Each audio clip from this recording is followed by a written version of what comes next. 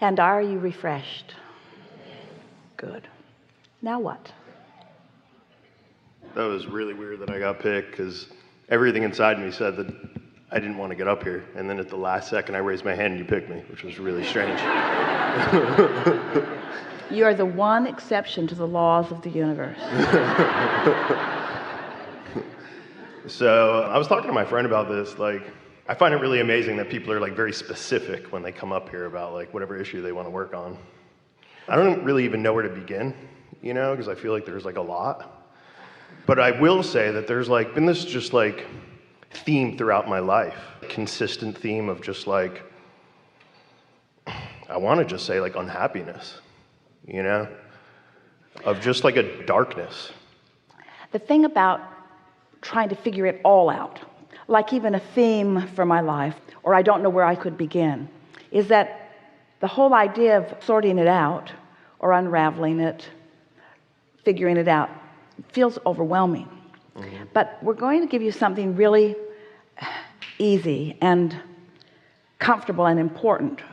And that is, we really like the theme of my life, because what you're saying is my habits of thought, my vibrational patterns. Mm-hmm. The nice thing is that whatever pattern you've got going on is what's reflecting in this and this and this and this and this. Our friend earlier was talking about he has highs and lows, wanted things and unwanted things, and that's because he, like everyone, thinks about things wanted and not wanted. In other words, your thoughts are turning to things. And so you don't have to remember every thought you ever thought, or even justify why you were thinking the thoughts you were thinking, or explain how you came to feel this way by explaining who your parents were, what life was like, or any of that. That is overwhelming. All you have to know is right here, right now, everything's responding to the vibration that you're offering, and you can do something about that if you want to. Mm-hmm. So the reason that we like to explain it to you the way we do, that you have an inner being who knows everything that you want and is standing as the larger part of you in utter happiness, is because we want you to know that that happiness is being projected to you, flowed to you, but that you've got to meet it. And the interesting thing, this is such a good thing for you to know, you can't be unhappy unless you've put so much in your vortex and you have an extraordinarily happy inner being, because it's the variation that is equaling the emotion that you feel. In other words, if somebody you didn't even know called you on the telephone and said, "Hello, you don't know me, I'm just calling to tell you I will never call you again," you would say, "Okay, thanks, good to know." But if someone you really care about said, "You'll never see me or hear from me again," you would feel strong negative emotion. Mm-hmm. So what we're saying is your negative emotion is proportionate to your positive emotion.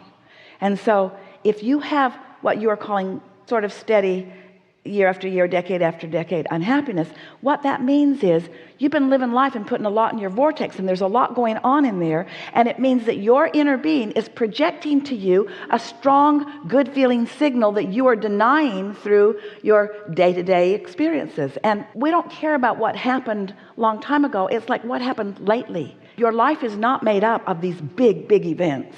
It's made up of moment-to-moment events and your response to them. It's interesting because Esther was just thinking about this very thing as she was behind the curtain just now waiting for the chime.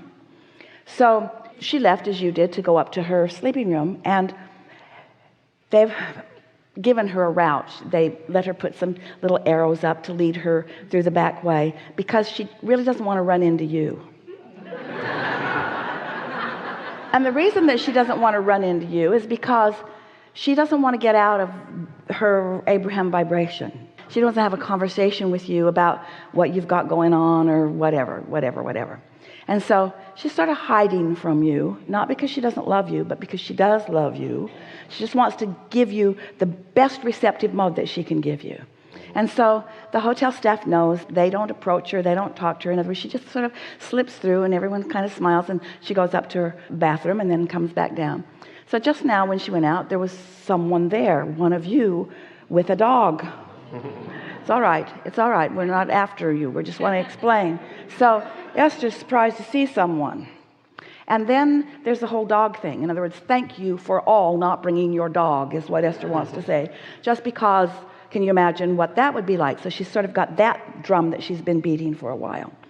So she was a little flustered by it and went through the kitchen, as did the dog, up to her sleeping room, and then was feeling unsteady about it, uneven about it. In other words, it stirred up stuff that she hasn't got resolved, things about agreements and crowd management and laws and rules and all that stuff. And then she remembered our conversation just now with a friend. Just step away from it. Just step away from it. If it's a condition that you can't solve and it's disruptive to your vibration, then just step away from it. So she thought, oh, that's easy. I don't even have to think about this right now. There isn't a new policy that I have to set. Can't really. There isn't a condition that I have to change. Can't really. Nobody was doing anything wrong. There was no wrongdoing done at all. Nobody did anything wrong. I'm just, for whatever reason, not feeling good. Step away from it because I can't change it enough to make the feeling be different. You see what we're getting at? And now she's finding it humorous because she realizes that through life, it's easy to make big deals out of things that you don't need to make big deals about because you've been carrying that along with you for a while. In other words, it's a belief system that you've been bringing with you that is in the way of what you really want. And what you really want, and only thing that you really, really want, is to be happy, which is the first thing that you start with here. You want to be happy, and Esther does too, but she can let something that inconsequential ruffle her feathers. Not anymore. Sure, you're going to take the hit because you got to bounce up against the beliefs that you've got going on. In other words, you can't pretend that you don't have a vibration going on. If there's a vibration within you, it will activate. If something about something that you have considered and worked on and worried about comes into your experience, it will activate. But once you remind yourself that you want to be happy and that you can back away from that, and you want to be happy and you can back away from that, as you meet situation after situation, and that's your response to it. This is a condition that I don't need to and cannot control. And if my happiness depends upon the controlling of things that are really not any of my business, not really. What others do is not my business. How I feel about it is. But what others do is not my business. Then you have the potential of being a consistently really happy person. We think what gets in the way of so much happiness is so much reality, so much interfacing with others who are feeling about things differently than you are, or even feeling differently about you than you would like them to. In other words, there's a lot of people that make you their business. Parents make their children their business when they have no business making children their business. And that feels odd to some of you parents because you think that your children are your business. Well, they are certainly someone that you care about. But the less you try to control them, the more you allow them the receptive mode, the more you will recognize their ability to control their own experience. Helpful? Sure, yeah. Like, I understand what you're saying intelligently, and like, I've done various different types of work. Let us just say one thing softly. Sure. If you'll just, and then we want to hear from you. If you will just say to yourself, it's only what happened lately that I even need to think about. Because the stuff that happened, you keep regurgitating it and you keep changing it and you keep amplifying it and you keep dramatizing it. Esther doesn't have to think of anything that happened before she met the dog in the elevator. Right. And not even that. I'm staying in the present. Stay present, because it's going to keep coming. You're going to keep getting reflections of what your vibration is. And don't you want that?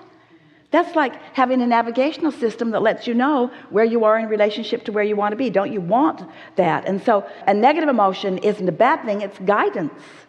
Just like positive emotion is guidance. We'll hear you. We just really want to help you know that it's just what happened lately. That's all you got to think about. Yeah, no, I mean, I totally understand. The most recent thing that happened to you is that we began with a very clear desire to offer value to everyone and scanned the room, and you lighted up because you have a clear desire and you were more in the receptive mode than you usually are. You weren't all the way in the receptive mode, but you were so much more in the receptive mode than you usually are, and with your powerful desire, you lighted up. That's the most recent thing that happened to you.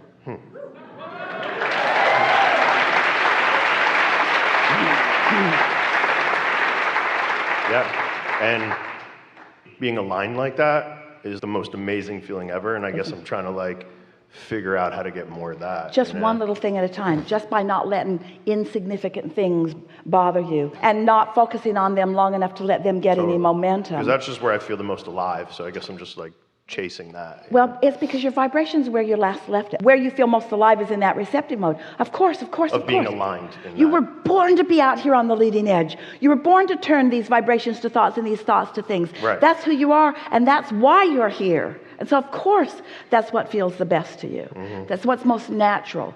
But it's also pretty humanly natural to observe stuff around you and to have responses to it. And that's the thing that we want you to not let overwhelm you. Just take your responses one at a time and talk the negative emotion down by stepping back from it as quickly as you can. Sure. Yeah. Enough? Yeah. Really good. Thank you. Really good.